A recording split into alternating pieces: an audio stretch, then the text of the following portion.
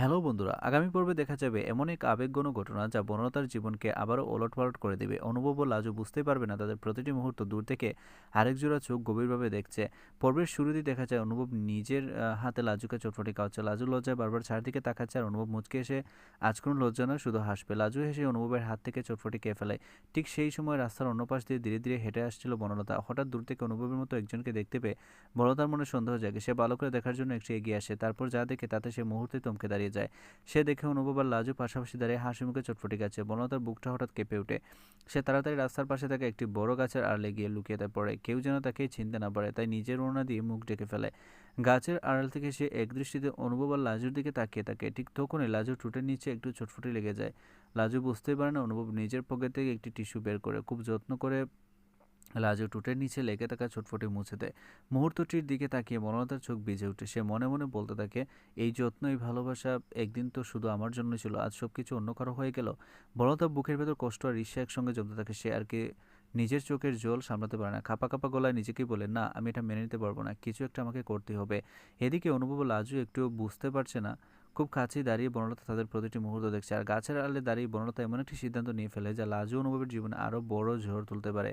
এরপর বনলতা কী করবে? সে কি সামনে এসে অনুভবের মুখোমুখি হবে, নাকি নীরবে এমন একটি পরিকল্পনা করবে যা কেউ কল্পনা করতে পারবে না? গাছের আড়ালে দাঁড়িয়ে বনলতা নিজের চোখের জল মুছতে থাকে, কিন্তু যতই চোখ মুছুক অনুভব আর লাজুর হাসিমুখ তার চোখের সামনে থেকেই যায়। সে মনে মনে বলতে থাকে, অনুভব, এত তাড়াতাড়ি তুমি আমাকে ভুলে গেলে? যাকে একদিন আমার জন্য এতটা চিন্তা করতে দেখতাম, আজ সেই মানুষটা অন্য কাউকে এতটা আপন করে নিয়েছে। এদিকে অনুভব ও লাজু চটফটি কেঁদে কেঁদে হাসি ঠাট্টা করছিল। অনুভব মজা করে বলে, লাজু, আজ কিন্তু তোমার হাসিটাই সবচেয়ে সুন্দর লাগছে। লাজু লজ্জা পেয়ে মাথা নিচু করে বলে, তুমি না কিটকেল, সুযোগ পেলে আমাকে লজ্জা দাও। দুজনে হেসে উঠে। গাছের আড়াল থেকে এই দৃশ্য দেখে বনলতার বুকের ভেতরটা যেন মোচড় দিয়ে উঠে। সে শক্ত করে নিজের ওড়না চেপে ধরে।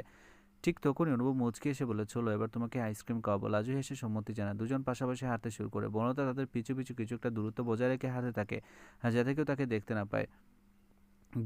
দুজন ব্রেঞ্চে বসে গল্প করতে থাকে। দূর থেকে সবকিছু দেখছিল বনলতা। তার মনে হতে থাকে, না, এভাবে চলতে থাকলে আমি অনুভবকে চিরদিনের জন্য হারিয়ে ফেলবো। হঠাৎ সে নিজের মোবাইল ফোন বের করে অনুভব ও লাজু একসঙ্গে বসে থাকা হাসাহাসি করা এবং গল্প করার কয়েকটি ছবি লুকিয়ে লুকিয়ে তুলে ফেলায়।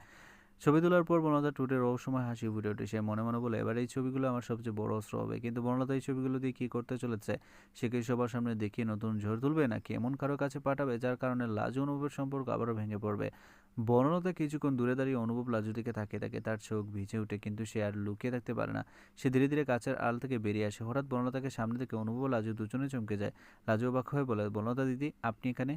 বনলতা কাঁপা গলায় উত্তর দেয়, হ্যাঁ, সব দেখেছি আমি, তোমাদের হাসি, তোমাদের আনন্দ সব দেখেছি। কয়েক মুহূর্ত নীরবতা নেমে আসে। অনুভব শান্তভাবে বলে, তুমি ভুল বুঝো না বনলতা, আমাদের কথা তোমাকে বলার সুযোগই পাইনি। লাজু ধীরে ধীরে বনলতার কাছে এগিয়ে এসে বলে, দিদি, আমি কখনো চাইনি আপনি কষ্ট পান। বনলতার মৃদু হেসে উত্তর দিল, আমি জানি লাজু, জীবনে কিছু সত্যি মেনে নেওয়াই সবচেয়ে কঠিন। এরপর বনলতা অনুভবের দিকে একবার তাকিয়ে বলে, আমি আর তোমাদের পথে বাধা হয়ে দাঁড়াবো না, তোমরা দুজন ভালো থেকো।